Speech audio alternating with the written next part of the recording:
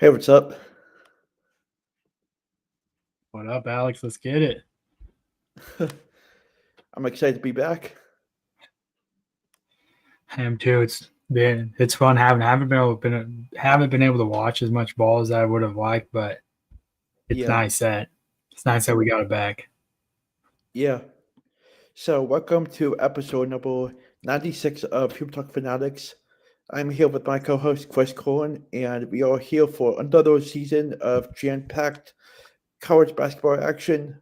Uh, from recapping Field of 68 Marathon to the Dick Vitale Invitational, Villanova season opener to Kansas's season opener, and much more. So, I'm excited to kick things off with this episode, and I'm sure you are as well.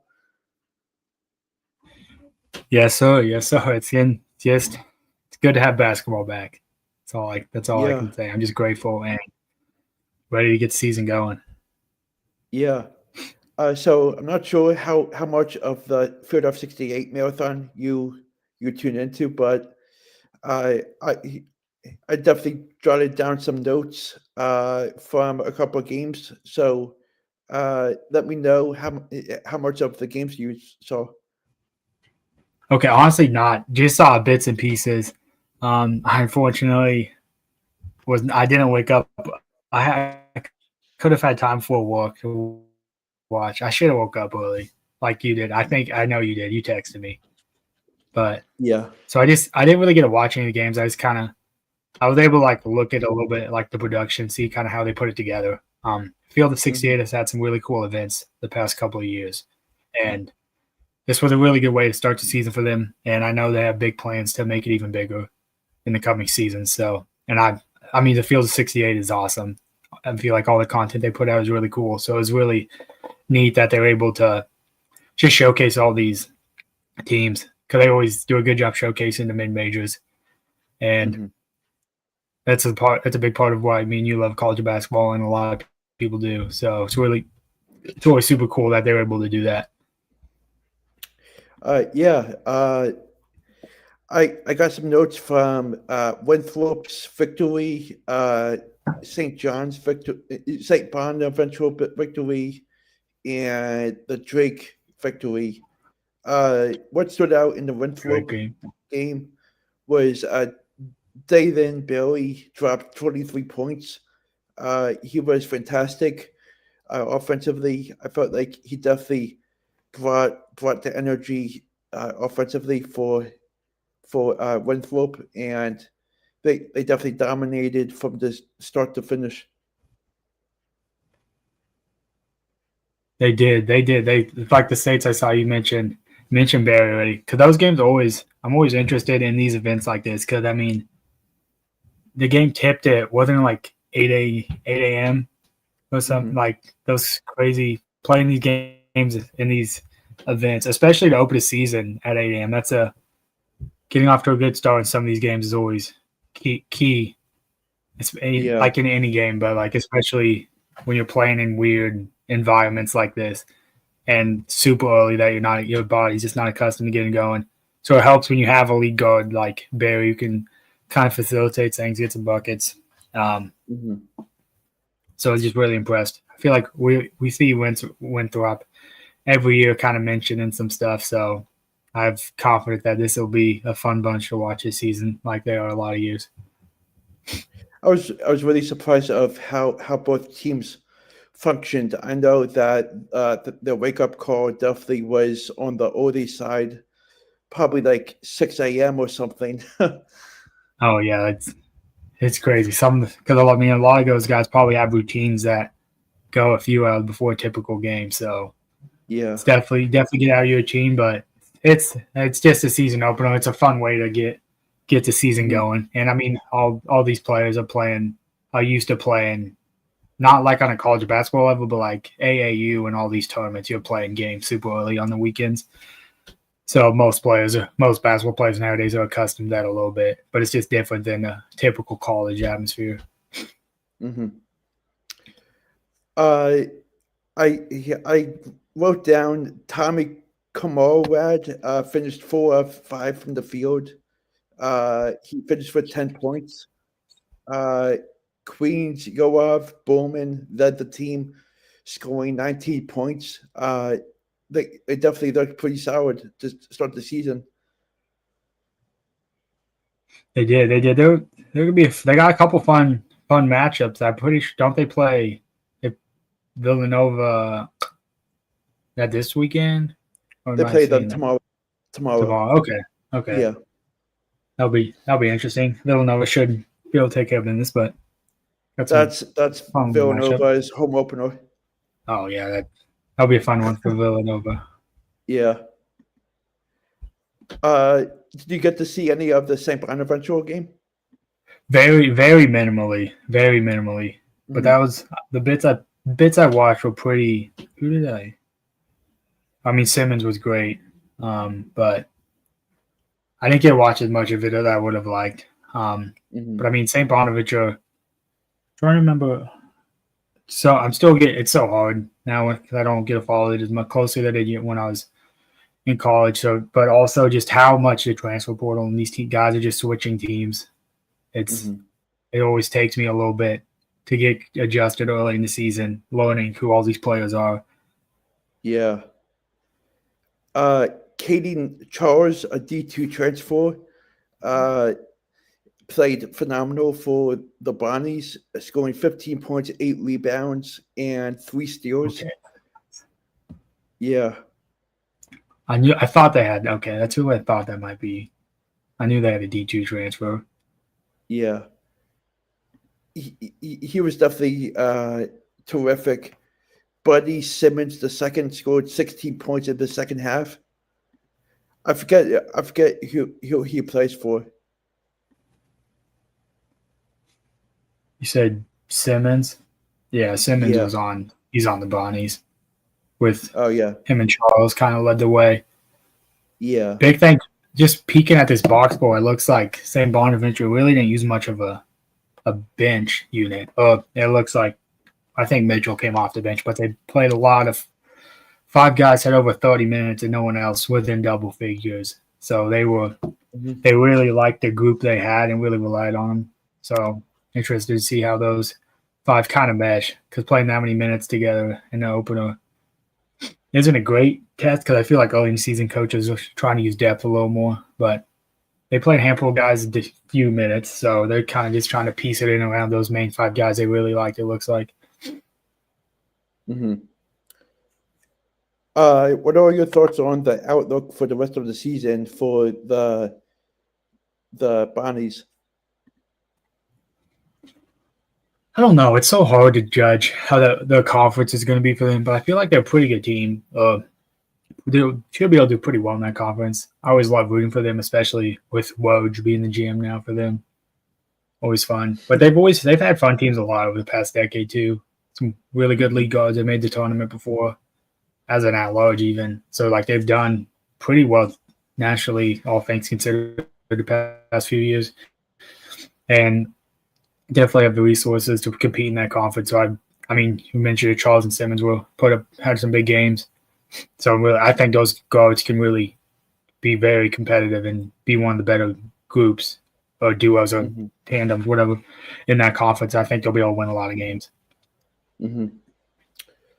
So the last game of the Philadelphia 68 marathon that I got notes on, I didn't get the chance to get notes on the High Point game, South Dakota State game, and those were the 2 that I didn't get the chance to. But Jaden Quinn definitely went off for 20 points, shot 7 of 14 from the field, and went 5 from 7 from the line. Jay Sean Thomas went 7 of 12 from the field to add 15 points. And Northern Arizona was led by Zach Davidson, who had 29 points and 9 rebounds.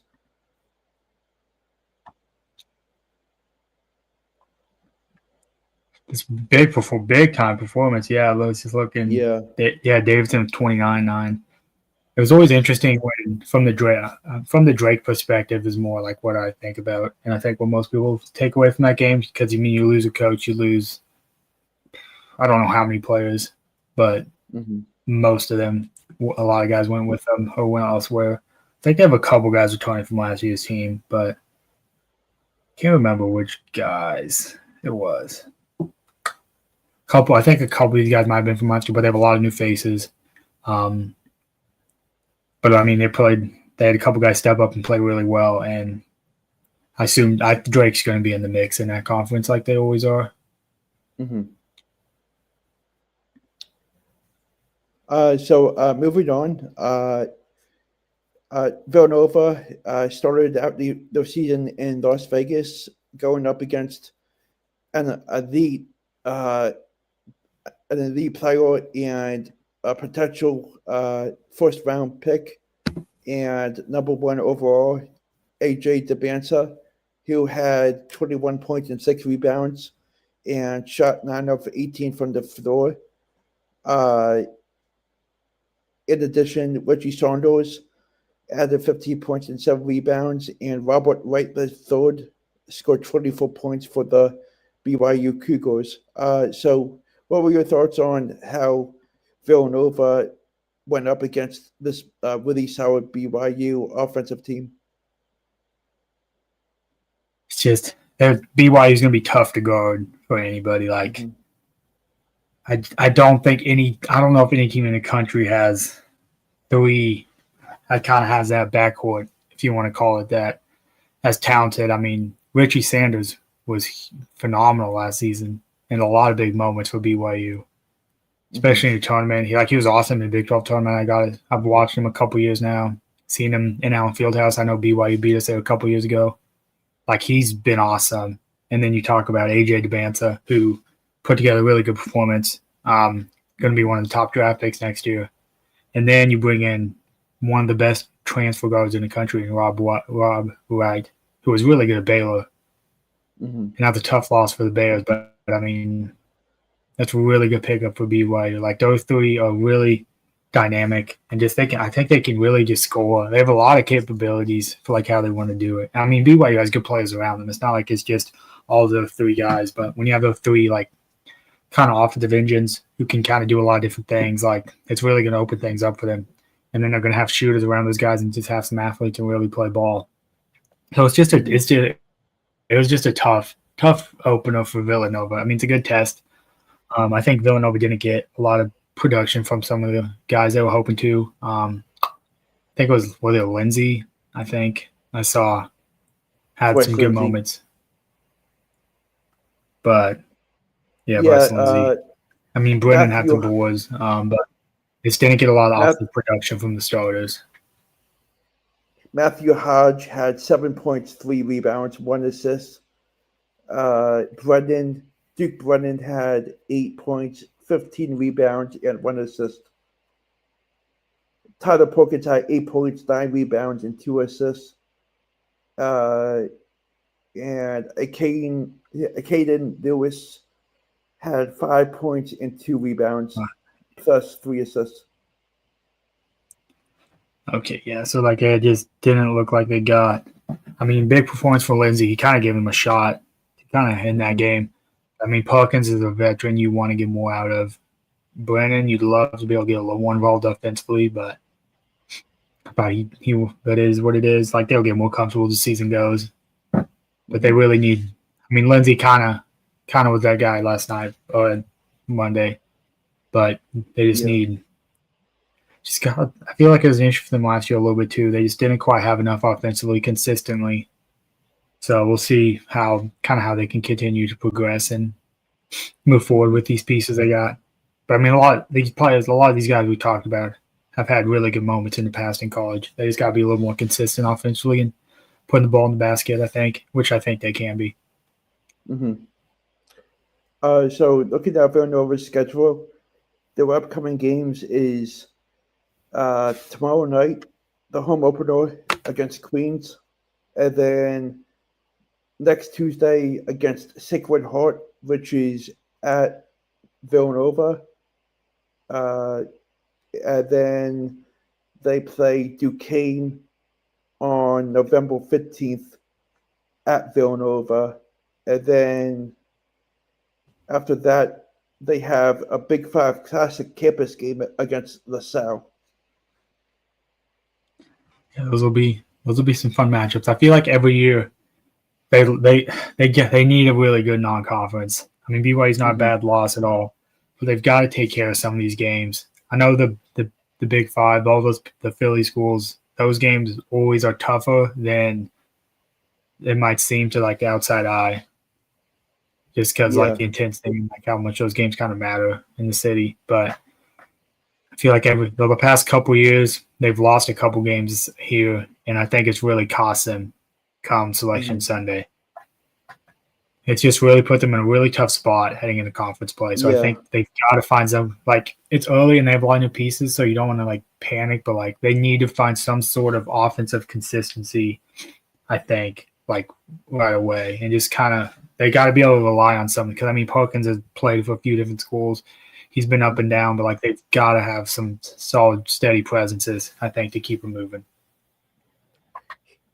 yeah. I think this year the consistency is going to be crucial for them. I it, just from the type of feel from Game One against BYU, I feel like the consistency under Kevin Willard this year is going to be much different than what we saw last year with Kyrie Neptune, and it's definitely going to be interesting to see come conference play to see how many of these games they can win under Kevin Willard, and I think that Kevin Willard is has this team under really strict business in each and every game, and I feel like Villanova can come out and be a big time problem to teams in the Big East.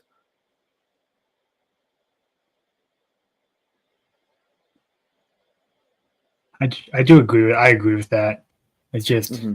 yeah, you meant like it's all going to come down to consistency. It just they just gotta just find it. Just got. I mean, they didn't play bad against BYU. Like they have a lot they can improve on. Like I want to say that a lot of those guys can make more shots, but all in Hmm. all, BYU. I mean, that's not a game they were projected to win. You'd love to get it still, but like it is a really tough game against one of the best teams in the country. So all things considered, I think Villanova's in a good spot, and I like Kevin Willard a lot. I think he's going to get this team playing really Yeah, good basketball. I feel like they accomplished something pretty good despite the loss because coming into that game against BYU, Villanova was I think nine and a half underdogs, and they only lost by 5 points. Yeah, they played definitely put up a good performance. I Yeah, think interesting kind of how Lindsay can keep playing the rest of the season because I mean, yeah. really good performance for him. They just got to limit the turnovers and bad shot selections.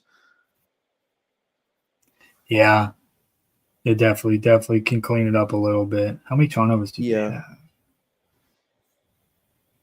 Yeah, 11. You only and BYU didn't turn it over at all. Like 11 yeah. isn't great, but I mean BYU only turned it over 4 times. It looks like so. It's just Mhm. BYU has those ball handlers who can really take care of the ball too. That's what makes them really dangerous too. Like 4 turnovers when Mhm. you're that explosive is like if they're just so good. If they get more shots than you, it's going to be tough to outscore them. Mhm. So moving on to the Dick Vitale Invitational, Duke beat Texas 75-60. What were your takeaways on this game, and what are your thoughts on the expectations for Texas? I don't know how I feel about Texas. I was able to watch a little bit of this game, but like, oh yeah, Jordan Pope, I thought was okay. I think he's gonna be really good for Texas. Weaver, like they brought some guys back, Hmm. who can do really well. Tremont Mark didn't play great, but I think he's gonna have a big season. I mean, Texas could be a tournament team. They have a lot of good players, but it's just they've got it. It's kind of a different roster than they've had the past couple of years. I feel like so it's going to take an adjustment. But I Hmm. mean, they have. I think Texas is in a good spot from their I think I perspective. think I don't know what to feel their ceiling can be. I think the way Swain played for them. Yeah, he was really solid. I didn't know Yeah, much about him before before this game, so I don't know what his ceiling kind of looks like. But it kind of seemed it really felt like he was kind of the lead guy for a lot of stretch of that game. They didn't get as much production from some of the other guys they would have. Yeah. I think he's a really good complement to a really good piece of the puzzle, and I think he'll fit in nicely. Who does Texas have next? I don't know off the top of my head. Let me peek. They just have Lafayette. They don't have. Yeah, they have a few easier games at home. It looks like. Yeah. And then later the month they have Arizona State and then Virginia that start December. But they have a few games at home that they should be able to just take care of business and just kind of trying to figure out the rotations, I guess. I'm looking forward to watching them in the Maui Invitational.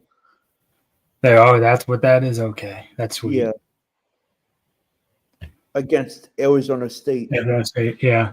So yeah, they'll have that up until the Maui Invitational. The Maui Invitational will be fun this year. I'm excited for that. And then after the Maui Invitational for Texas, they go straight to the ACC SEC Challenge. Okay, that's what that game is. I was wondering if that was just a random. I didn't. Against Virginia. Against Virginia. It's not too bad. That'll be a fun one. Yeah. Speaking of that game is going to be on ESPNU at 9:15 p.m. Eastern time. Nice. Yeah, that should be a good game. Interested how Virginia's going to do as well. I'm sure we'll talk about their first game at some point.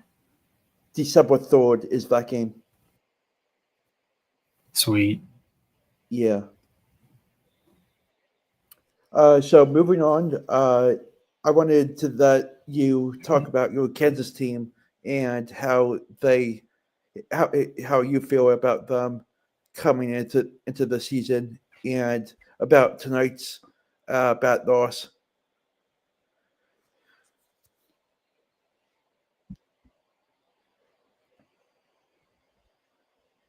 Yes, I was able to watch good chunks. I thought they did a lot well. I mean, Peace obviously played country, but it was just they just didn't get to consistency. We knew it was going to be an issue looking at the roster. I mean, Council didn't shoot well. Bryson Tiller hit a few threes. I think all of his threes may have been the first half. Mm-hmm.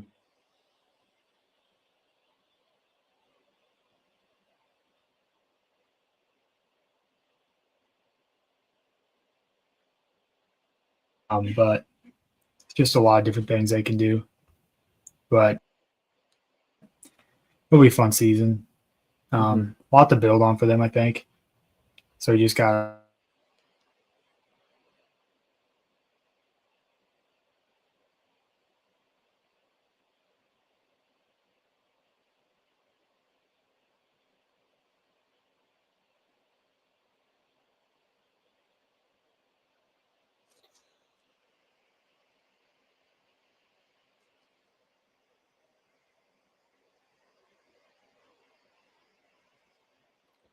Are we frozen?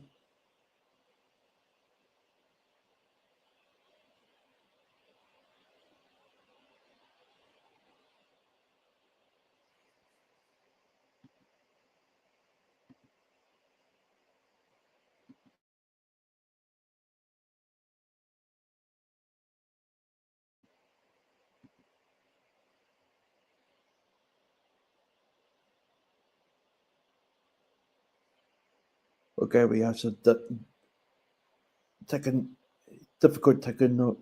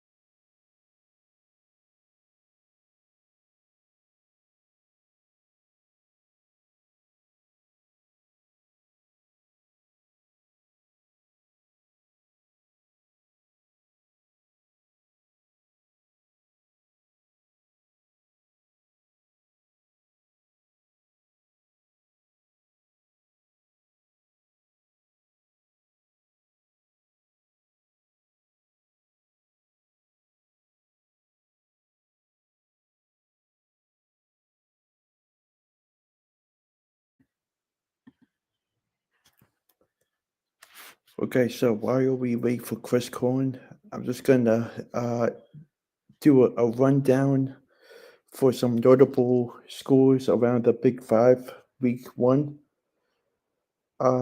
St. Joe's beat Lafayette 85-76. Temple beat Delaware State 83-65. Drexel beat Wynor 93-59. LaSalle beat Coppin State 87-59. The next games for each Big Five school, one and zero. St. Joe's goes up against 1-0 Drexel on Saturday, November 8th, which is a Big Five Classic game. 1-0 Monmouth visits.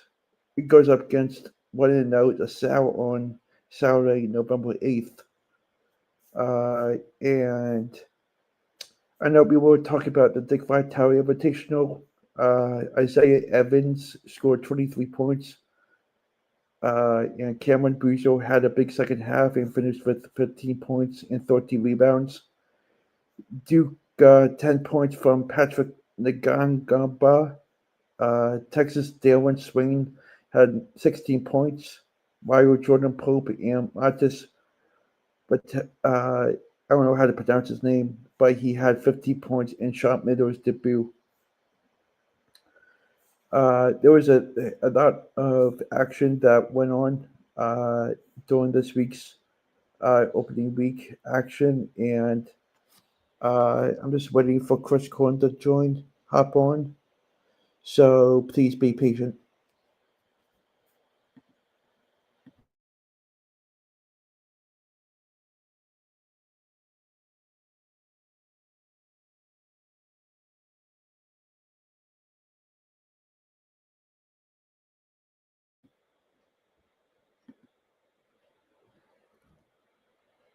Just wanted to let everyone who is viewing this episode that Chris is having a difficulty time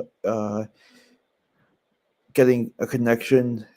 So we are going to have to end this episode at the moment. But I hope that everyone has a great night, and we'll be back for episode 2 very soon. And we got a lot to cover in the next episode with week 2 games around the country and everything else. So, everyone who is watching, have a good night and talk then.